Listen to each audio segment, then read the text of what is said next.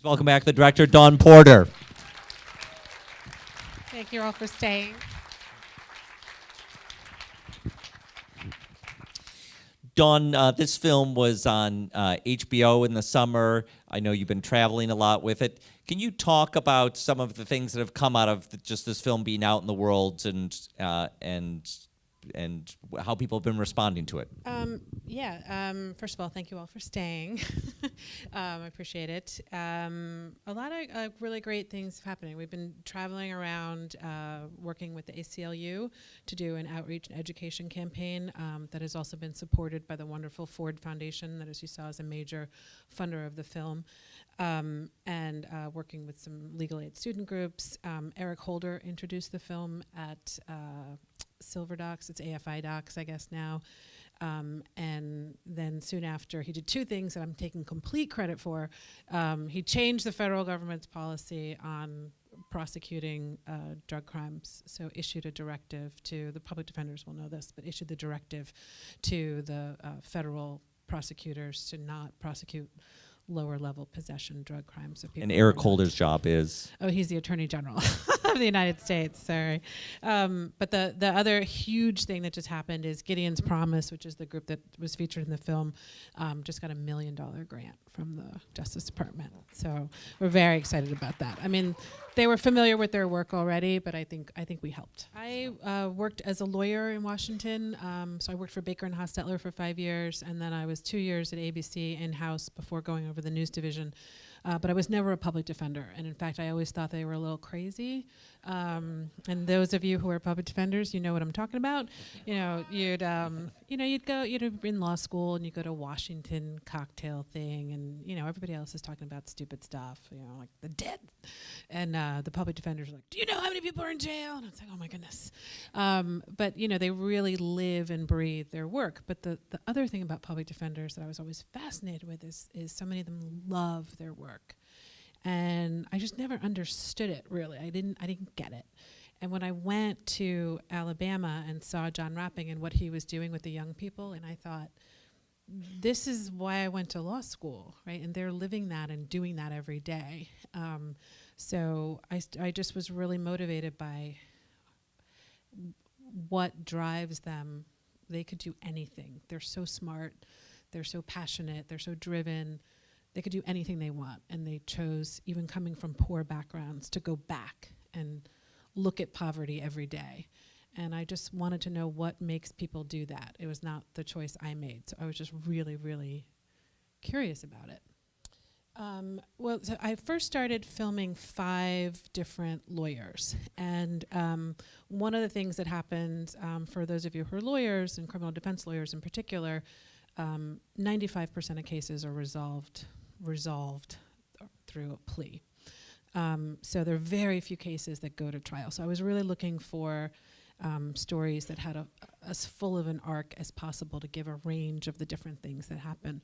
But the other thing was, one of the lawyers I was following was in New Orleans, and in New Orleans they are incredibly hostile to the media.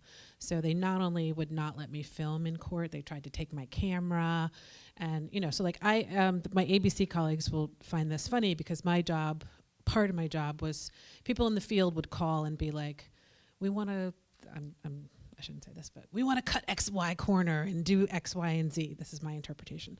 And I'd be like, go do your job and talk your way into, and then I get in the field with the camera and I'm like, oh my God, I just want to cut X, Y, and Z corner. So I couldn't film in court in Louisiana. And so that really was cut off a lot of the story I wanted to tell about that lawyer. So I had her in to the very end, and eventually she came out. And another lawyer was in Mississippi, and she quit really too early, so I had to stop with her. And these 3, I think, kind of embodied a lot of the qualities that many public defenders have. They're all really determined fighters. They are empathetic. They are so smart and creative. And I thought that they gave, as much as any one person can exemplify a whole group of people, I thought they gave a nice diversity to some different approaches to the job, because different people have different approaches to the job. So I started shooting in 2009, in April 2009, and we finished right before Sundance, so November 2012. So it was about 3.5 years. I am now a documentary filmmaker. Yeah. Yeah, no, thank you. Yeah, thank you. I just finished a film that's going to be on PBS February 10th. It's called Spies of Mississippi. It's a totally different kind of film. It's an archive film about the spy agency started by the state of Mississippi to infiltrate the civil rights movement and stop integration. That will be on. And then I started 2 new projects. One is about the new Jim Crow, the book by Michelle Alexander. So I'm really excited about doing that. And then the other is filming in some abortion clinics in the Deep South. And not Texas yet, but hopefully Texas soon. But I'm filming already in Alabama and Mississippi, try and show how they're trying to stay open in this hostile political climate. I focused on the South because that's where John Rapping's program was focused, but really there are public defender crises stories across the country. And so like we were out in Boise, Idaho, and same story. I mean, you could find these same stories. So it was really because that's where Rapping's program was. And my original idea was I'm a lawyer geek, and I was really interested in his teaching process, and I was like, that's not gonna work. But like what drives these lawyers was a much more compelling film. So that's what happened. It could have been anywhere, but I'm glad it was with them. The question was the origin of Gideon's Promise. They have a really interesting story. John Rapping was the training director for the DC Public Defender Office. And he was recruited to go to Georgia, which had very little, if any, training, formal training programs. And he went to Georgia, and he was just appalled by what he saw.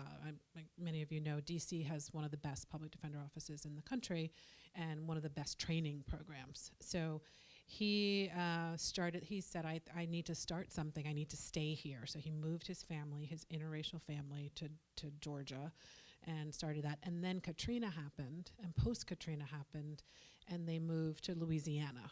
And he worked in post-Katrina Louisiana. But really, his idea was we need to, so many of the public defenders there's not a culture of client-centered representation. And he thought these kids coming out of school, what they need even more than skills training, they need the skills training, is they need support. And so that's really what he said about doing. So Gideon's Promise, they meet for 2 weeks, they have a boot camp, and then they meet every 6 months. And so we filmed the whole, at every meeting. And there's not really enough in the film about it just didn't work. Like we tried really hard to make the training, but it was so inside baseball, and you would have been here another hour. And but take my word for it, it is a life-changing kind of thing if you're a lawyer. Everybody cries, I cried, like everybody cries. But they come out of it feeling like if there's no one in their office who believes what they're doing, there's somebody that they can call from that training. And it really gets them through. And I know that it got Brandy and Travis through. And so they could stay and do the great jobs that they do. I'll give you a final question. Well, for people who they want to go out and tell people where they can see this film, where can they see this film now? It's on HBO Go, and at the beginning of the year, we'll start to sell DVDs, and it'll be on Netflix. Thank you very much for coming out late, and thanks especially to Thom Porter. Thank you, Tom.